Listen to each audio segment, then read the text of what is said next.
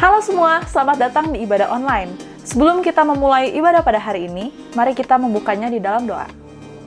Tuhan Yesus, terima kasih untuk hari ini. Sekarang kita akan memulai ibadah pada hari ini dan biarlah Roh Kudus-Mu yang memimpin dari awal hingga akhirnya. Dalam nama Tuhan Yesus kami berdoa, amin. Kita telah berkumpul di sini sebagai keluarga Allah, di hadapan Allah Bapa kita, untuk menaikkan pujian dan syukur kepadanya, mendengar dan menerima firman-Nya yang kudus, membawa ke hadapan-Nya pergumulan-pergumulan dunia ini, memohon pengampunan-Nya atas dosa-dosa kita, dan memohon kasih karunia-Nya, sehingga melalui putranya Yesus Kristus, kita mampu mempersembahkan diri kita untuk pelayanan-Nya. Jika kita berkata bahwa kita tidak berdosa, maka kita menipu diri kita sendiri, dan kebenaran tidak ada di dalam kita. Jika kita mengaku dosa kita, Allah adalah setia dan adil, sehingga Ia akan mengampuni dosa-dosa kita dan menyucikan kita dari segala ketidakbenaran. Marilah kita mengaku dosa-dosa kita ke hadapan Allah yang Maha Kuasa bersama. Allah yang Maha Kuasa, Bapa Surgawi, kami telah berdosa terhadap Engkau dan terhadap sesama kami di dalam pikiran, perkataan, dan perbuatan, melalui kelalaian, kelemahan, dan kesalahan yang disengaja. Kami sangat menyesal dan bertobat dari semua dosa kami. Demi Putra-Mu Yesus Kristus yang telah mati untuk kami, ampunilah kami atas semua yang telah kami lakukan, dan karuniakanlah kami agar kami dapat melayani Engkau di dalam kehidupan yang baru bagi kemuliaan nama-Mu. Amin. Saudara-saudara, Allah yang Maha Kuasa yang mengampuni setiap orang yang sungguh-sungguh bertobat, mengasihani saudara, mengampuni dan melepaskan saudara dari semua dosamu, meneguhkan dan menguatkan saudara dalam segala kebaikan, dan memelihara saudara dalam kehidupan kekal melalui Yesus Kristus Tuhan kita. Amin.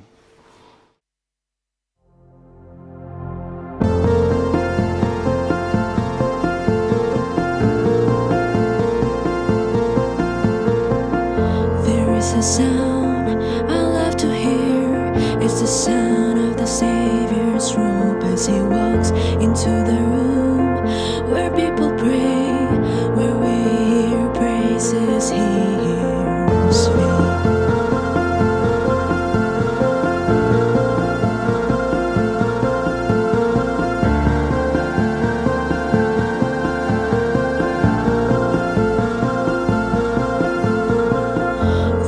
Sound I love to hear, it's the sound of the Savior's robe as He walks into the room where people pray, where we hear worship He hears me.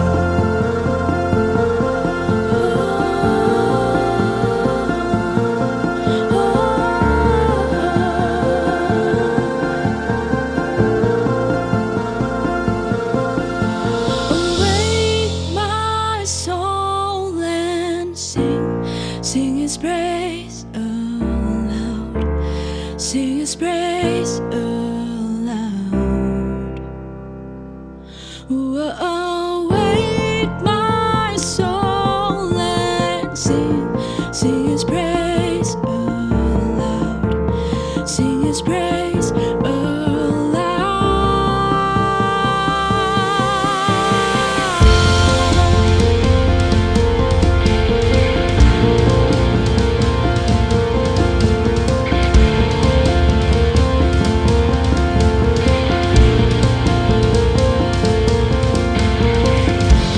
The sound that changes things, the sound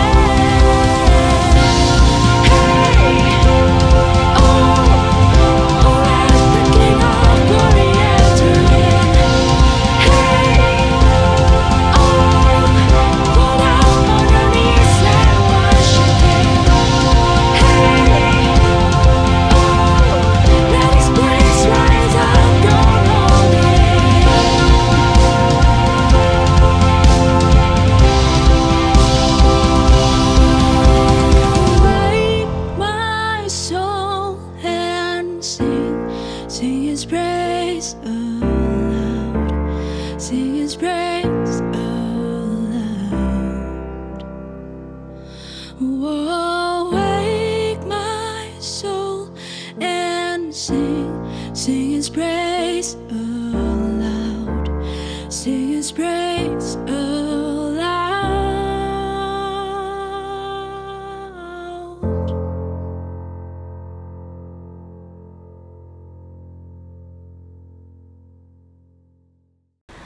Pembacaan Alkitab yang pertama terambil dari Mazmur 42 dan 43. Kerinduan kepada Allah. Untuk pemimpin biduan, nyanyian pengajaran Bani Korah. Seperti rusa yang merindukan sungai yang berair, demikianlah jiwaku merindukan Engkau, ya Allah. Jiwaku haus kepada Allah yang hidup. Bilakah aku boleh datang melihat Allah? Air mataku menjadi makananku siang dan malam. Karena sepanjang hari orang berkata kepadaku, "Di mana Allahmu?" Inilah yang hendak ku ingat, sementara jiwaku gundah gulana. Bagaimana aku berjalan maju dalam kepadatan manusia, mendahului mereka melangkah ke rumah Allah dengan suara sorak-sorai dan nyanyian syukur. Dalam keramaian orang-orang yang mengadakan perayaan. Mengapa engkau tertekan, hai jiwaku, dan gelisah di dalam diriku? Berharaplah kepada Allah, sebab aku akan bersyukur lagi kepadanya, penolongku dan Allahku. Jiwaku tertekan dalam diriku, sebab itu aku teringat kepadamu dari tanah sungai Yordan dan pegunungan Hermon, dari gunung Mizar. Samudra raya berpanggil-panggilan dengan deru air terjunmu, segala gelora dan gelombangmu bergulung melingkupi aku. Tuhan memerintahkan kasih setianya pada siang hari, dan pada malam hari aku menyanyikan nyanyian, suatu doa kepada Allah kehidupanku. Aku berkata kepada Allah, "Gunung batuku, mengapa engkau melupakan aku? Mengapa aku harus hidup bergabung di bawah impitan musuh? Seperti tikaman maut ke dalam tulangku, lawanku mencela aku, sambil berkata kepadaku sepanjang hari, 'Di mana Allahmu?' Mengapa engkau tertekan, hai jiwaku, dan mengapa engkau gelisah di dalam diriku? Berharaplah kepada Allah, sebab aku bersyukur lagi kepadanya, penolongku dan Allahku. Berilah keadilan kepadaku, ya Allah, dan perjuangkanlah perkaraku terhadap kaum yang tidak saleh. Luputkanlah aku dari orang penipu dan orang curang, sebab Engkaulah Allah tempat pengungsianku. Mengapa Engkau membuang aku? Mengapa aku harus hidup berkabung di bawah impitan musuh? Suruhlah terangmu dan kesetiaanmu datang, supaya aku dituntun dan dibawa ke gunungmu yang kudus, dan ke tempat kediamanmu.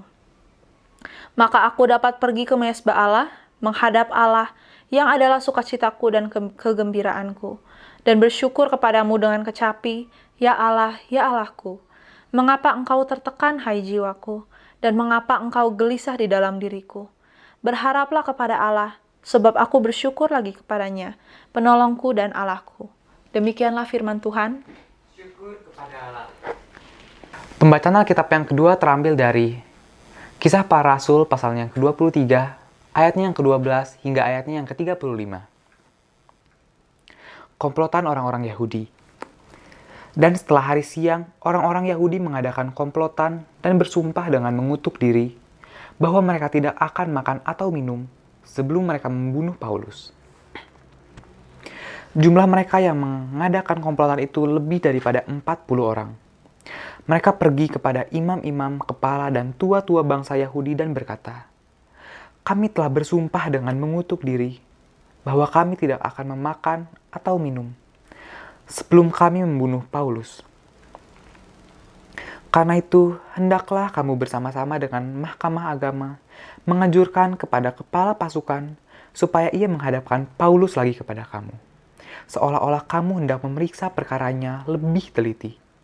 Dan sementara itu, kami sudah siap sedia untuk membunuh dia sebelum ia sampai kepada kamu.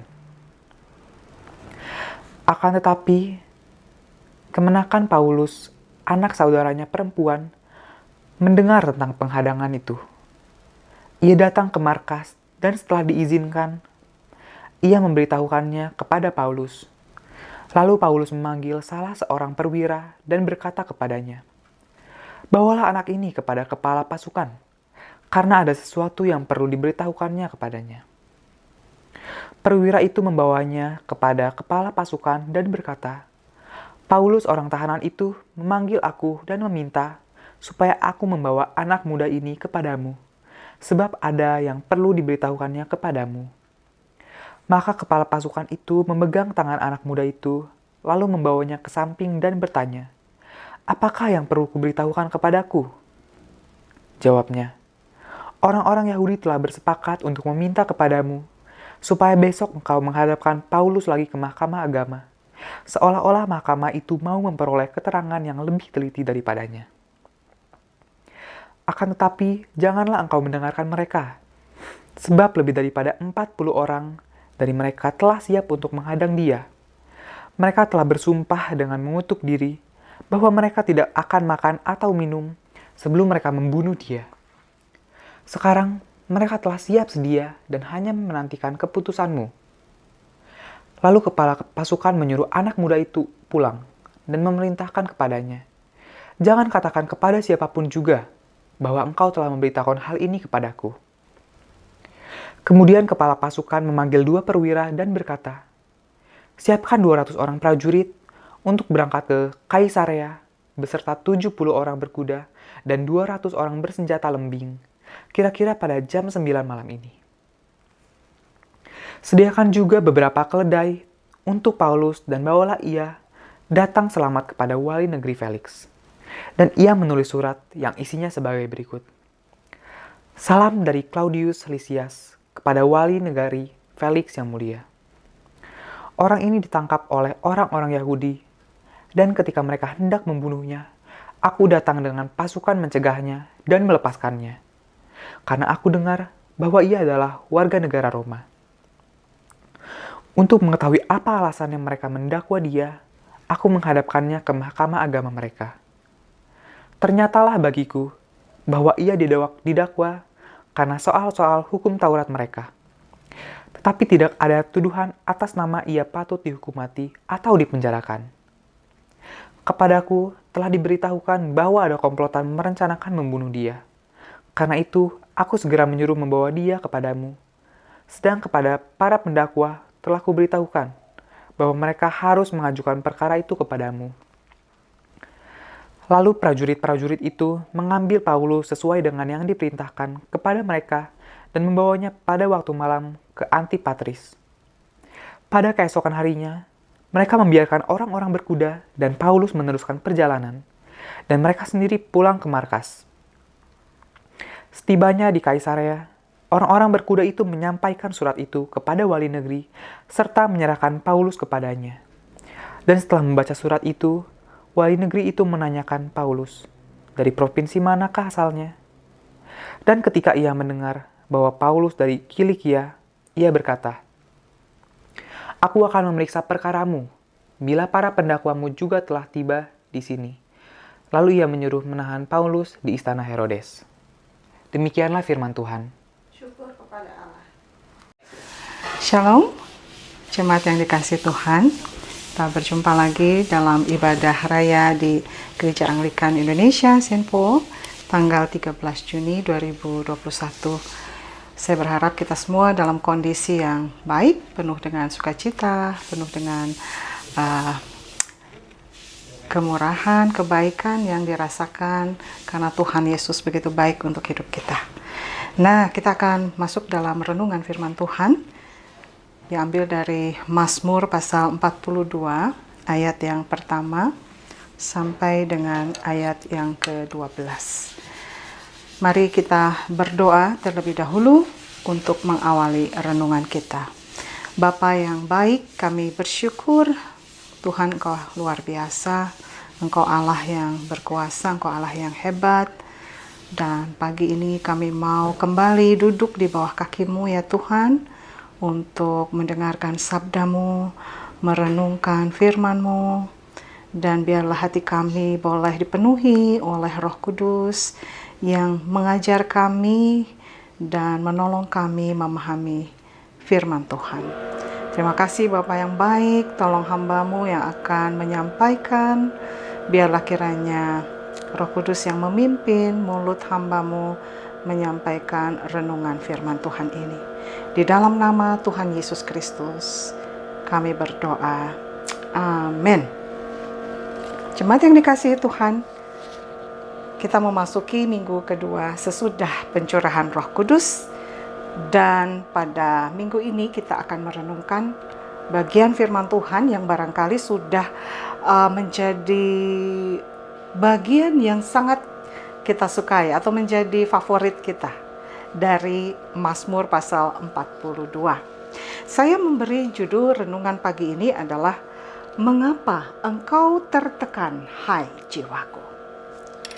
Sebagaimana yang sudah dibaca tadi dalam bacaan Alkitab, Mazmur pasal 42 ini ditulis oleh pemazmur yang menggambarkan bagaimana dia memiliki kerinduan yang begitu kuat kepada Allah. Namun saya memberi judul renungan ini adalah Mengapa Engkau Tertekan, Hai Jiwaku. Dalam situasi sekarang ini, masih dalam situasi pandemi COVID-19, barangkali kita yakin bahwa Tuhan selalu ada dan menolong kita.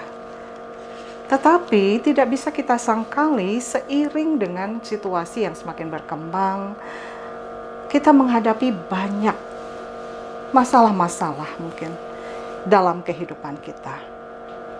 Kalau saya berpikir seperti ini, dalam kehidupan yang normal sebelum pandemi terjadi, sebagai orang percaya, sebagai orang Kristen, kita pun dalam kehidupan tidak pernah luput dari masalah.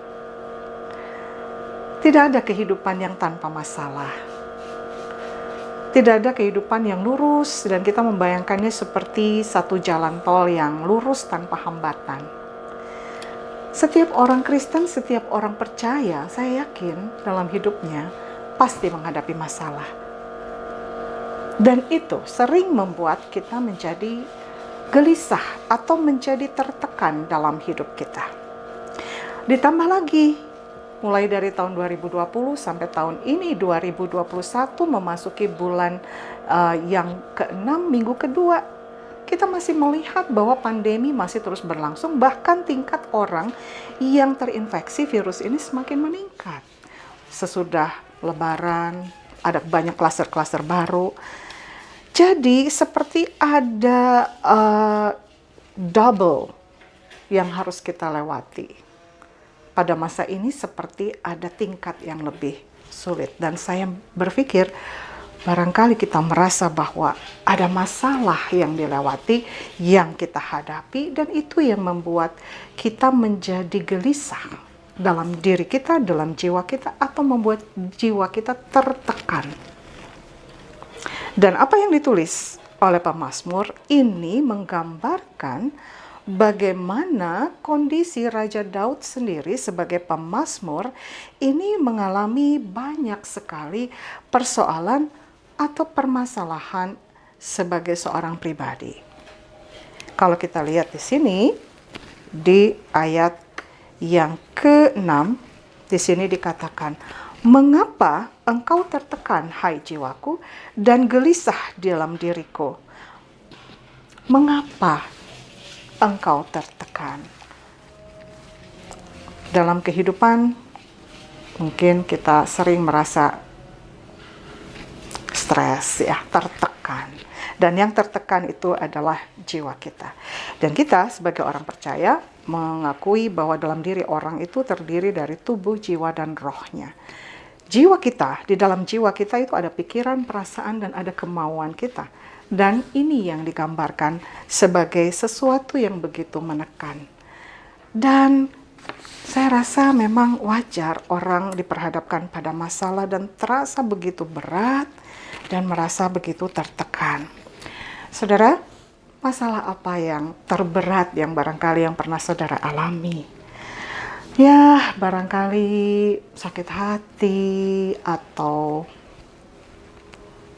difitnah orang, atau dijelekkan orang, atau masalah dalam pekerjaan, masalah dalam rumah tangga, masalah dengan teman pelayanan mungkin, atau masalah dengan kelompok sosial.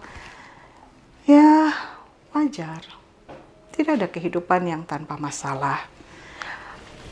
Seberat apa masalah yang kita hadapi sampai kita mengatakan itu begitu membuat kita menjadi tertekan atau membuat kita menjadi gelisah. Mari kita lihat masalah yang dihadapi Raja Daud. Saya rasa persoalan yang terberat yang pernah dihadapi oleh Raja Daud adalah ketika dia dikejar-kejar oleh Saul untuk dibunuh. Saul diurapi menjadi raja, Daud diurapi oleh Nabi Samuel untuk menggantikan Saul. Dan ketika Saul mengetahui itu, dia mengejar-ngejar Daud dan seolah merasa bahwa ini adalah saingan dia dan perlu untuk dimusnahkan. Saudara, ketika dalam kehidupan kita dikejar-kejar dan seolah-olah jiwa kita terancam, nyawa kita terancam, itu pasti sesuatu yang begitu berat dan membuat begitu tertekan dan membuat begitu gelisah. Apakah kita sudah mengalami masalah sampai seperti itu? Mungkin belum. Tapi mengapa kita seringkali merasa tertekan dan mungkin dengan masalah yang tidak terlalu berat sih sebetulnya, tapi waduh udah membuat jiwa sepertinya ini nggak kuat, ini berat sekali. Mungkin kita harus melihat dan bercermin kepada Raja Daud. Pada masa kehidupannya dia tidak pernah lepas dari masalah. Memang Tuhan memberkati, mengurapi secara luar biasa. Bahkan sebagai seorang raja waktu itu, raja untuk bangsa Israel, diberi kemenangan yang gilang gemilang luar biasa. Tetapi di sisi lain dia pun menghadapi masalah yang harus dihadapi. Ancaman akan pembunuhan.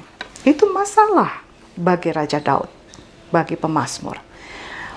Apakah sudah seperti Rasul Paulus? Kalau kita baca dalam Perjanjian Baru di Kisah pasal 23 ayat 12 sampai 22, ini ketika saya baca dalam perikop ini, saya juga terkejut bahwa Rasul Paulus mengalami satu ancaman juga bahwa dia hendak dibunuh. Dan ada 40 orang yang membentuk komplotan dan dia bersepakat pokoknya Rasul Paulus harus dibunuh. Sebagai seorang rasul pemberita Injil, dia pun tidak lepas dari persoalan dan masalah hidup yang terberat. Dan ternyata ancaman yang terberat adalah ketika dia akan dibunuh. Saudara, masalah-masalah seperti itu dihadapi oleh tokoh-tokoh yang ada di dalam Alkitab. Kalau kita lihat di ayat 6, di ayat 12, diulang lagi pertanyaan seperti itu. Mengapa engkau tertekan, hai jiwaku, dan mengapa engkau gelisah dalam diriku? Bagaimana perasaan orang kalau sedang menghadapi tekanan atau menghadapi masalah? Ya, biasanya sebagai perempuan, air mata pasti menetes ya kalau sedang ada masalah. Barangkali untuk anak muda, perempuan yang berat, masalah apa? Mungkin diputusin sama pacar ya, atau ketidakjelasan hubungan, atau masalah PHP, atau masalah apa? Mungkin dibully. Masalah apa? Seringkali kita diperhadapkan pada masalah, reaksi kita wajar kalau kita memang mengeluarkan air mata. Kalau kita lihat di ayat 4, di sini dituliskan, air mataku menjadi makananku siang dan malam. Karena sepanjang hari orang berkata kepadaku, di mana Allahmu? Wajar kalau dalam menghadapi masalah kita menangis. Bahkan Raja Daud pun mengalami hal itu, pernah dia menangis.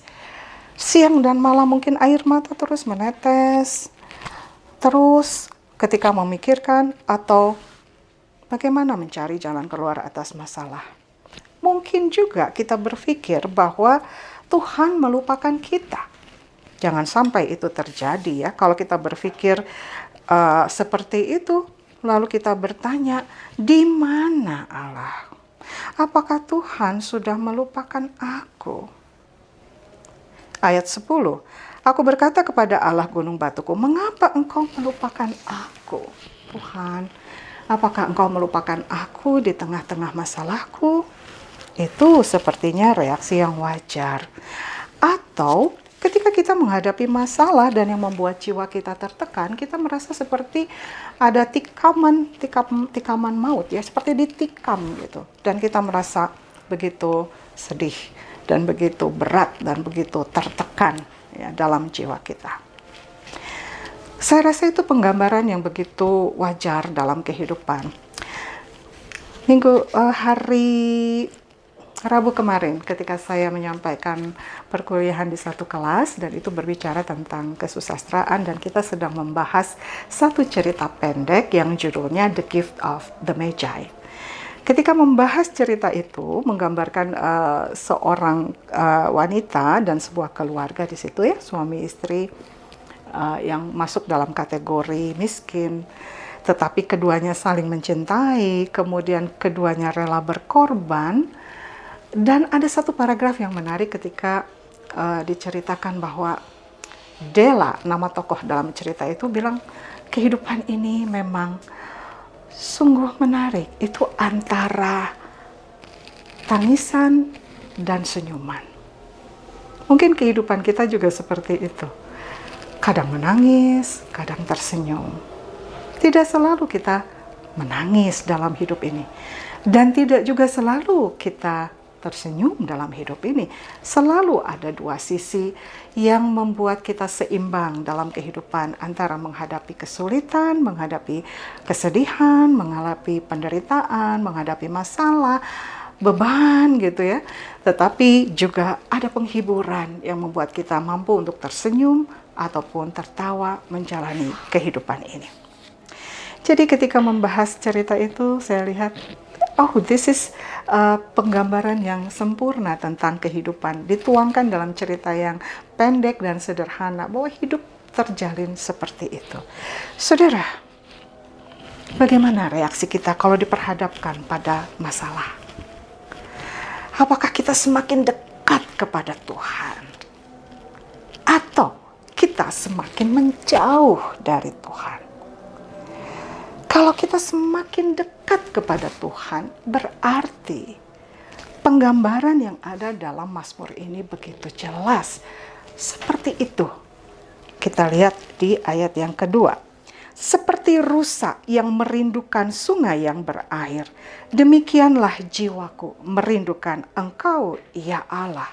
Jiwaku haus kepada Allah yang hidup.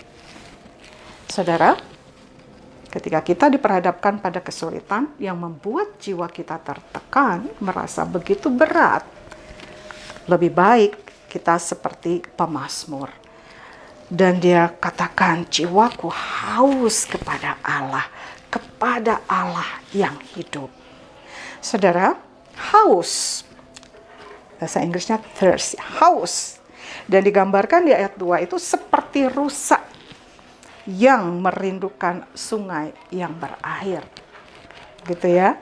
Demikianlah jiwaku merindukan Engkau, ya Allah. Saudara, penggambaran yang begitu dalam kalau menurut saya karena pakai istilah haus dan rusa yang haus akan air sungaimu. Kalau kita diperhadapkan pada kesulitan dalam hidup, lebih baik kalau menurut saya datang kepada Allah.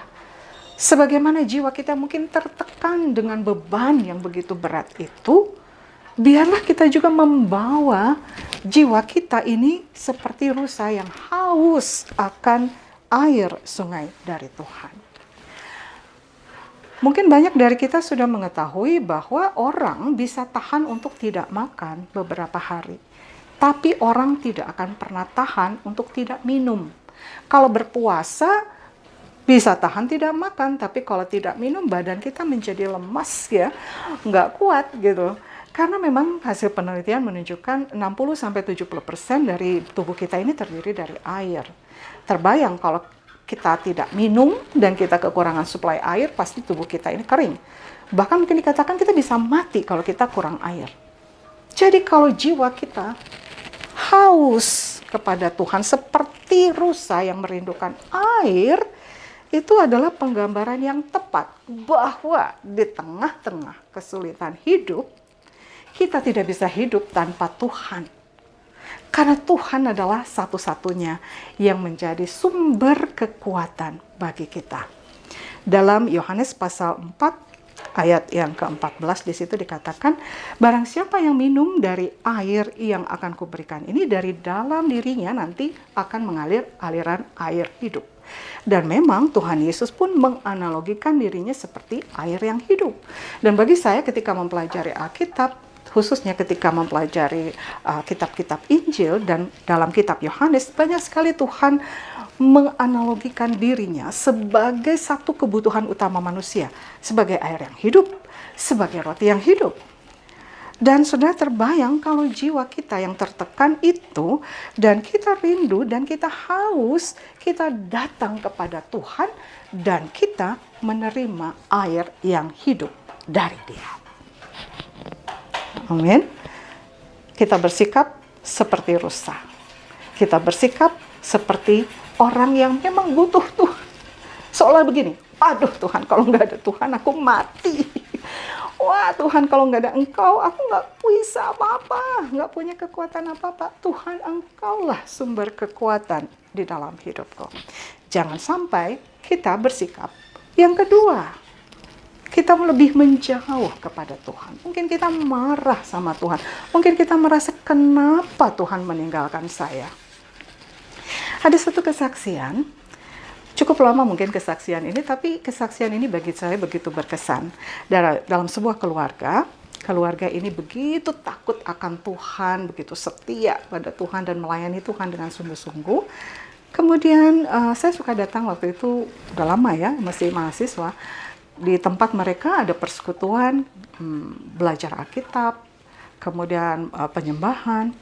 Dan saya melihat suami istri, anak-anak mereka begitu diberkati Tuhan dan begitu dekat sama Tuhan. Sampai pada satu saat ketika anak pertama mereka yang laki-laki yang sedang menempuh pendidikan di sebuah akademi militer di Jawa Tengah, yang menjadi kebanggaan ayahnya, karena ayahnya pun seorang militer, diberi kabar bahwa anaknya meninggal karena kecelakaan. Lalu ayah dan ibunya ini tidak bisa menerima kenyataan ini. Dan seolah-olah balik bertanya kepada Tuhan, Tuhan kenapa? Kenapa ini terjadi? Kenapa Tuhan izinkan ini terjadi? Dan ini yang mengubahkan hidup mereka ternyata, yang akhirnya dari yang dulunya begitu dekat kepada Tuhan, akhirnya ada masa di mana mereka menjauh dari Tuhan. Ketika diperhadapkan pada masalah yang begitu berat. Ya, kalau masalah seperti ini mungkin saya juga belum siap ya menghadapi ini. Tetapi belajar banyak dari orang-orang yang menghadapi masalah-masalah dalam hidup dan melihat bagaimana respons atau sikap mereka terhadap masalah ini, sebaiknya memang tidak ada cara lain. Ketika kita diperhadapkan pada kesulitan dalam jiwa yang begitu tertekan, baiklah kita datang kepada Tuhan. Amin. Tidak mengerti dengan akal, tidak dimengerti dengan pikiran, tetapi Allah selalu ada dan Allah yang memberi kekuatan. Kalau kita lihat lagi di dalam Mazmur ini, kita datang kepada Tuhan, jiwa kita haus kepada Tuhan ketika diperhadapkan pada tekanan, beban hidup, kesulitan, masalah yang membuat kita rasa, waduh ini berat sekali Tuhan, gelisah, waduh ini Tuhan gak kuat. Kita datang kepada Tuhan dengan jiwa yang begitu haus. Dan yang kedua, biarlah kita terus berharap kepada Tuhan. Di ayat 6 dan ayat 12, ayat yang sama mengulang hal yang sama, hal yang sama di dua ayat. Saya bacakan ayat yang ke-12. Mengapa engkau tertekan, hai jiwaku? Dan mengapa engkau gelisah di dalam diriku? Berharaplah kepada Allah, sebab aku bersyukur lagi kepadanya. Yang pertama, kita datang kepada Tuhan dengan jiwa yang begitu haus kepada Tuhan. Dan yang kedua, kita berharap kepada Allah. Berharap kepada Allah. Jangan berharap kepada yang lain. Waktu saya lihat ayat ini dalam bahasa Inggris, kata tertekan itu menggunakan kata downcast, dan downcast itu artinya putus asa, putus harap. Jadi sebetulnya ada kata yang langsung dijawab sebetulnya di dalam ayat yang sama. Mengapa engkau tertekan? Mengapa engkau putus asa? Mengapa engkau merasa begitu berat? Mengapa engkau tertekan? Mengapa engkau putus harap? Hai jiwaku. Lalu dijawab, berharaplah kepada Allah. Berharaplah kepada Allah. Harap, asa. Jadi jangan putus asa. Jangan putus harap. Kalau tertekan, tadi pakai istilah downcast. Putus asa, obatnya adalah berharap. Bukan berharap kepada manusia, tetapi berharap kepada Allah. Mengapa demikian? Karena kita bergantung kepada Tuhan dan percaya kepada Tuhan dan menjadikan Tuhan itu adalah prioritas kita dan tempat kita meminta pertolongan hanya kepada Tuhan. Sudah mungkin kalau sudah lihat, ini banyak sekali ya beberapa kesaksian. Yang terakhir ini ada kesaksian terakhir satu orang suami dari kakak rohani dulu saya waktu di IKIP sedang dirawat di rumah sakit karena terinfeksi COVID. Hari ke-8 kondisinya drop sekali sampai oksigennya harus ditingkatkan ya karena harus pakai oksigen. Kemudian itu sempat down sekali kondisinya. Lalu di-share kondisi itu di grup alumni dan kita dukung dalam doa supaya istri bisa mensupport suami yang dalam kondisi di rumah sakit terbaring dan dalam ruang isolasi ya, nggak bisa ditunggu ya oleh keluarga, dan kondisi yang begitu makin melemah. Dan seperti saya katakan tadi di awal, dalam situasi pandemi kita seperti double for your trouble, seperti ada tambahan kesulitan yang biasa kita bisa melakukan banyak hal tanpa ada ancaman virus yang akan infected, tapi sekarang kita jadi harus menghadapi situasi ini. Dan ketika abang ini, suami dari kakak rohani saya ini, dalam situasi yang begitu lemah, kita berdoa. Semua berdoa. Kelihatan dia banyak grup juga sharingkan banyak. Kelihatan banyak orang yang mendukung dia di dalam doa. Dan berdoa dan memohon supaya Tuhan melakukan mukjizat. Dan ketika ini dilakukan, saya berpikir berharap kepada Tuhan yang akan memberi pertolongan. Dalam situasi yang kritis sekali, yang doa betul-betul di bawah dan kritis sekali, ada satu harapan. Dan dalam kehidupan ketika ada harapan, pasti cara berpikir kita akan berbeda ketika menghadapi situasi sulit atau menghadapi masalah yang berat. Dan ketika kita mendoakan, lalu mereka mengusahakan untuk mendapatkan satu obat, ya, kemudian harus transfusi darah, plasma, convalescence dari orang yang pernah terkena virus ini tapi sembuh gitu. Dan ini yang akan menjadi obat yang bisa menambah daya tahan tubuhnya menghadapi virus.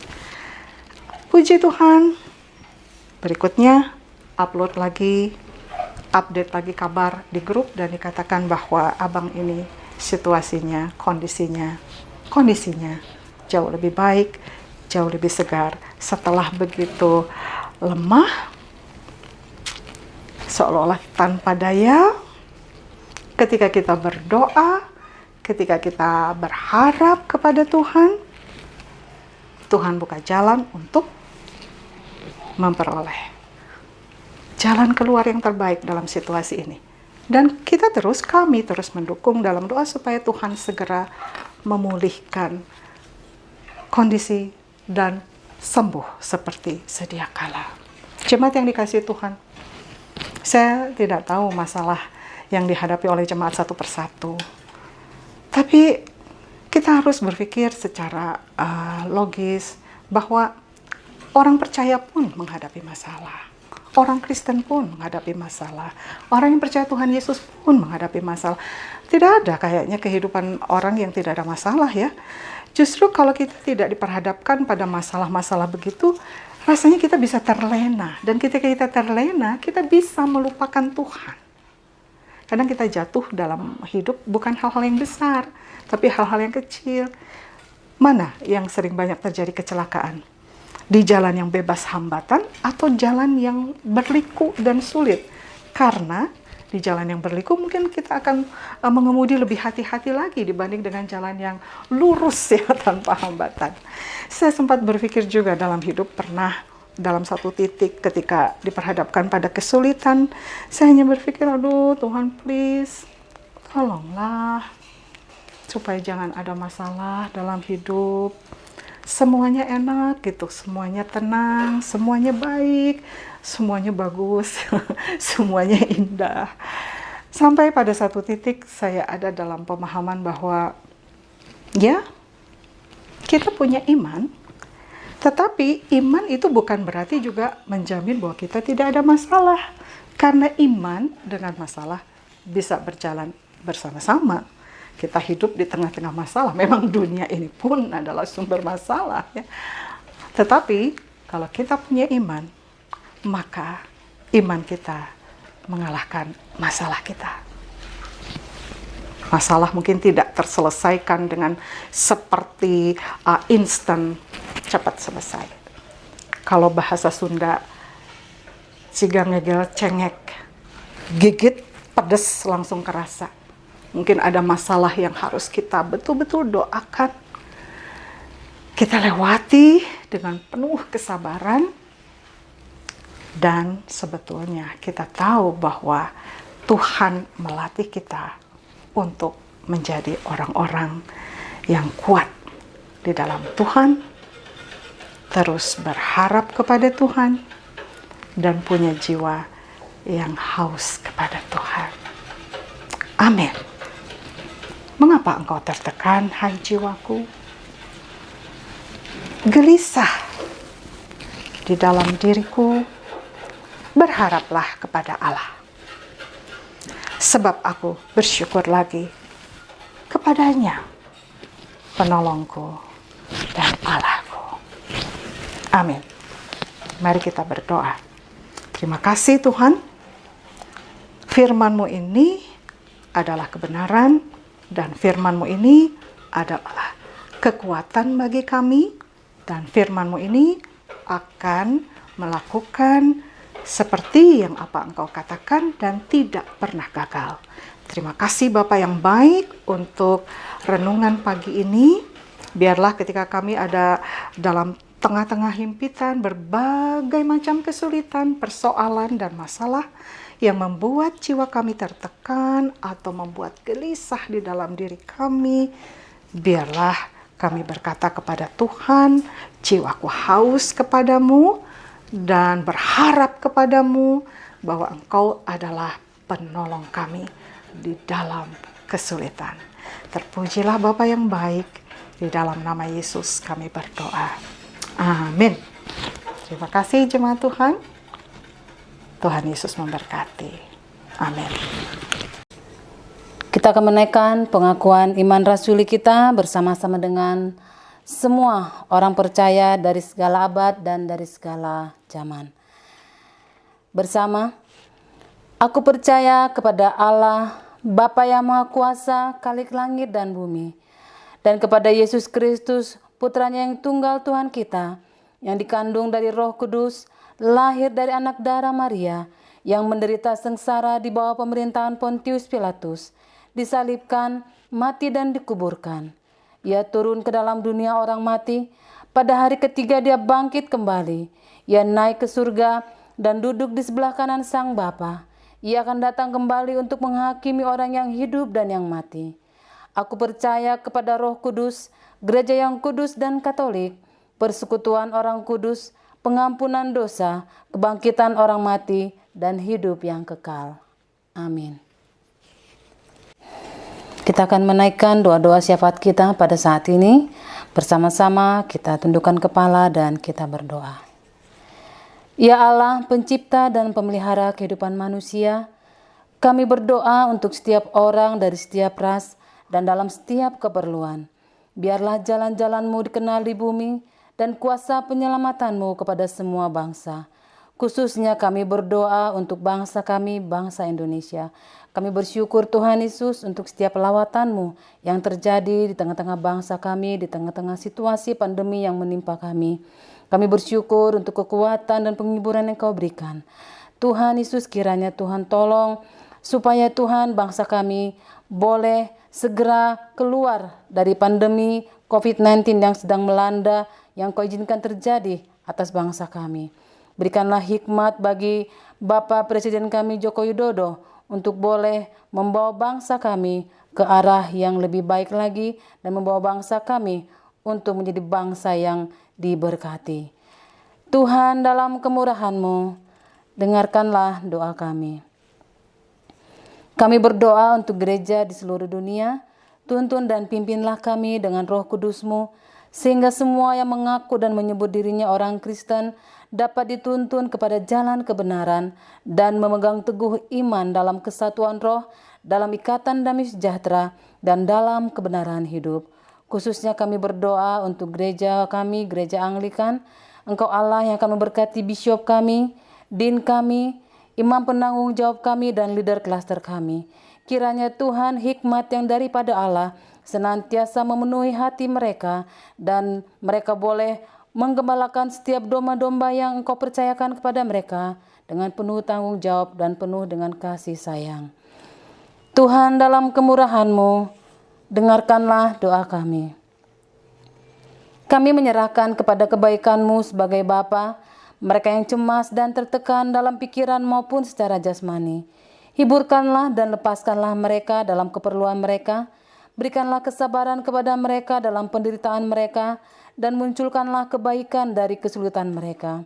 Khususnya kami berdoa untuk seluruh umat Tuhan dimanapun berada, kiranya penghiburan, kekuatan, dan penyertaan Allah senantiasa bersama-sama dengan mereka. Secara khusus untuk sidang jemaat Tuhan yang ada di Jemaat Saint Paul, Tuhan memberkati dan senantiasa yang akan memberkati dalam segala kebutuhan, keperluan di tengah-tengah situasi yang mereka hadapi saat ini. Tuhan yang senantiasa membukakan jalan. Bapa yang Maha Pengasih, terimalah doa-doa ini demi Putra-Mu Juru Selamat kami Yesus Kristus yang telah mengajarkan kami berdoa. Bapa kami yang di surga, dikuduskanlah nama-Mu, datanglah kerajaan-Mu, jadilah kehendak-Mu di bumi seperti di surga. Berikanlah kepada kami pada hari ini makanan kami yang secukupnya, dan ampunilah kami akan kesalahan kami, seperti kami juga mengampuni orang yang bersalah kepada kami. Dan janganlah membawa kami ke dalam pencobaan, tetapi lepaskanlah kami daripada yang jahat. Karena Engkaulah yang mempunyai kerajaan dan kuasa dan kemuliaan sampai selama-lamanya. Amin.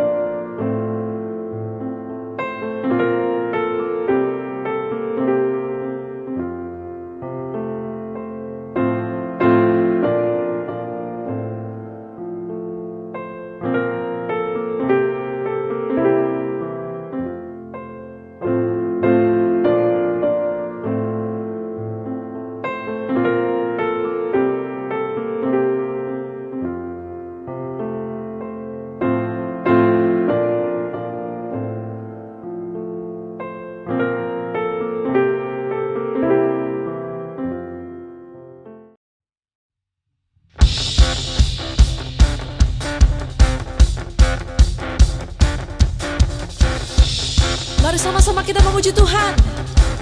Mari kita angkat pujian denganmu Tuhan.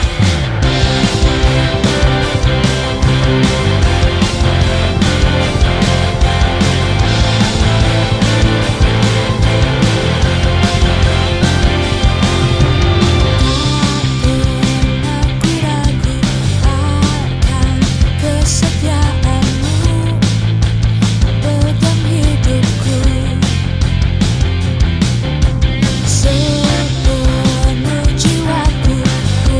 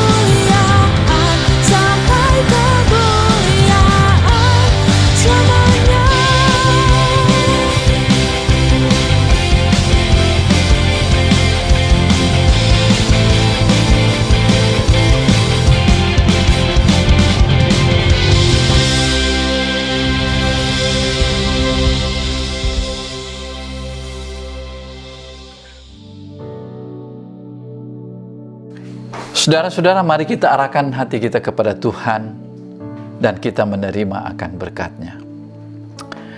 Kasih karunia Tuhan kita Yesus Kristus dan kasih Allah dan persekutuan Roh Kudus menyertai saudara sekalian senantiasa. Amin. Terima kasih telah mengikuti ibadah pada hari ini. Untuk melihat video ibadah sebelumnya, Anda dapat mengunjungi YouTube kami di HTBC Church. Untuk informasi lebih lanjut, Anda dapat mengunjungi di website kami di www.holytrinitybandung.com. Sampai jumpa!